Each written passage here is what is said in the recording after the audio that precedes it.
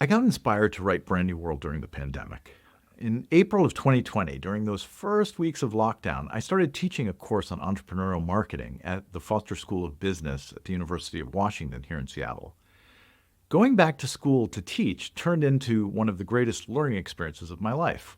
When you've got to design and teach a 10-week course, it forces you to take a step back. You have to look at the bigger picture, which isn't always easy.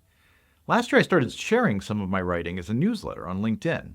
I published a lot, hundreds of pages, and getting direct feedback from people about the ideas was great.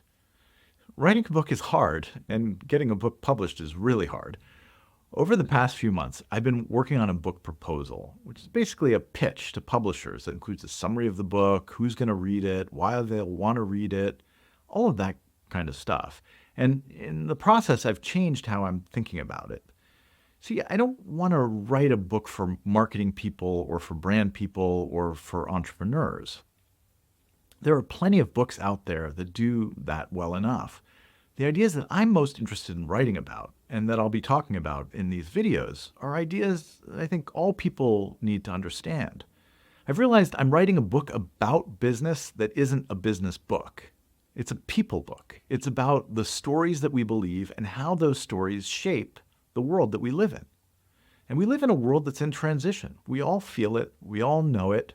It's what makes these interesting times and also what can make them feel overwhelming or scary even.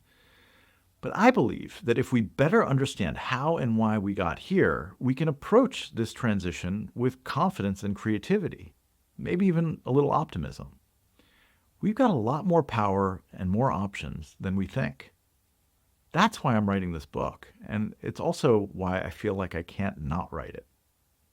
Thanks for watching.